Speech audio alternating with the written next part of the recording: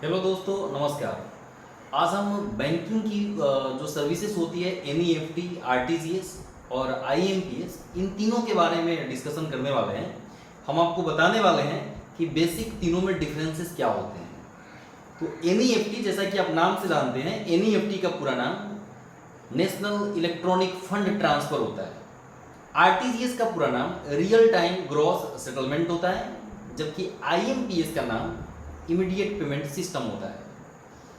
तो एनईएफटी और आरटीजीएस में क्या अंतर है और आईएमपीएस में क्या अलग है इस दोनों से। एनईएफटी की अगर हम बात करें तो एनईएफटी जो कि नेशनल इलेक्ट्रॉनिक फंड ट्रांसफर है, इसमें मिनिमम अमाउंट की कोई लिमिट नहीं होती है। यानी अगर आप 100 रुपये भी एनईएफटी करना चाहे तो 100 रुपये भी आप एनईएफटी के माध्यम से भेज सकते हैं। इसमें मैक्सिमम जो कैप है वो मैक्सिमम कैप इसमें 10 लाख तक का होता है। 10 लाख से ज़्यादा की राशि एनईएफटी के माध्यम से नहीं भेजे जा सकते हैं। आरटीजीएस की अगर मैं बात करूं तो जैसा कि नाम ही है रियल टाइम ग्रॉस सेटलमेंट, लेकिन आरटीजीएस में मिनिमम लिमिटेशन 2 लाख का होता है और इसमें मैक्सिमम यानी कि कोई अपर कैप नहीं होता है। यानी कि 2 लाख से लेकर के हम जितना चाहते हैं उतना पैसा आरटीजीएस के माध्यम से हम भेज सकते हैं।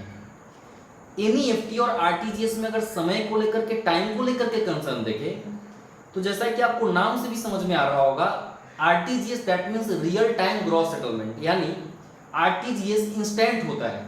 अगर हम अभी बैंकिंग सर्विस लेने के लिए जाते हैं बैंकिंग आवर में और अभी मैं आरटीजीएस अगर करता हूं तो वो इंस्टेंट होता है, जबकि एनईएफटी में थोड़ा सा समय लगता है, वो कुछ टाइम टेकिंग होता है।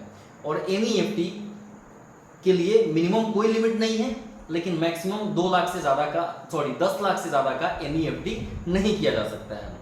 आरटीजीएस में मिनिमम 2 लाख रुपए है, लेकिन इसमें मैक्सिमम कोई बाउंडेशन नहीं होता है। तो बैंकिंग की जो सर्विस है एनईएफटी और आरटीजीएस, ये बहुत पुरानी सर्विस है जो बैंकिंगों के द्वारा अपने कस्टमर को दिया जाता है। 2010 में रिजर्व बैंक ऑफ इंडिया ने थोड़ा सा कुछ और इस सर्विस से थोड़ा सा कुछ और अलग किया उन्होंने, और आईएमपीएस नाम के सर्विस को लॉन्च किया 2010 में। अब उसमें क्या आया, एनईएफटी की मैं बात करूं और आरटीजीएस की बात करूं तो ये दोनों सर्विस हम तभी अवेल कर सकते थे जब बैंक खुली होती थी, यानी कि बैंकिंग आवर में। एनईएफटी और आरटीजीएस कब किए जाएंगे, ये बैंकिंग आवर में किए जाते थे। लेकिन कहीं ना कहीं आरबीआई को लगा कि चूंकि अब बहुत सारी चीज़ें इंफॉर्मेशन टेक्नोलॉजी पे डिपेंडेंट हो गई है, आईटी एक्ट के आने के बाद सारे लीगल ट्रांजैक्शन आईटी एक्ट के अकॉर्डिंग लीगली रिकॉग्नाइज हो गए हैं, तो क्यों न कस्टमर को ऐसी सर्विस दिया जाए जिसके माध्यम से वो पैसे को नेट बैंकिंग को यूज करते हुए भी ट्रांसफर कर सके अकाउंट टू अकाउंट। और इसी सर्विस को प्रोवाइड करने के लिए आरबीआई ने 2010 में एक नए सर्विस को लॉन्च किया जिसका नाम आईएमपीएस है, that means immediate payment system है ना, आईएमपीएस। इसमें भी इंस्टेंटली पैसा ट्रांसफर होता है, बैंक टू बैंक ट्रांसफर होता है, और इसमें समय की कोई बाध्यता नहीं है। जो भी कस्टमर नेट बैंकिंग यूज करते हैं वो नेट बैंकिंग को यूज करके आईएमपीएस के माध्यम से अपने पैसे को एक अकाउंट से किसी दूसरे अकाउंट में ट्रांसफर कर सकते हैं। तो आई होप सो, हाँ, इसमें भी कोई लिमिट नहीं होता है, आप जितना चाहे उतना पैसा आईएमपीएस के माध्यम से ट्रांसफर कर सकते हैं।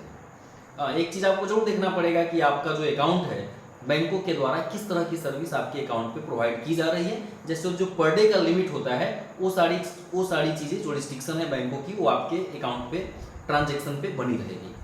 तो आई होप सो कि आपको समझ में आया होगा कि एनईएफटी, आरटीजीएस और आईएमपीएस में तीनों में क्या फ़र्क है। तो आज के लिए इतना ही।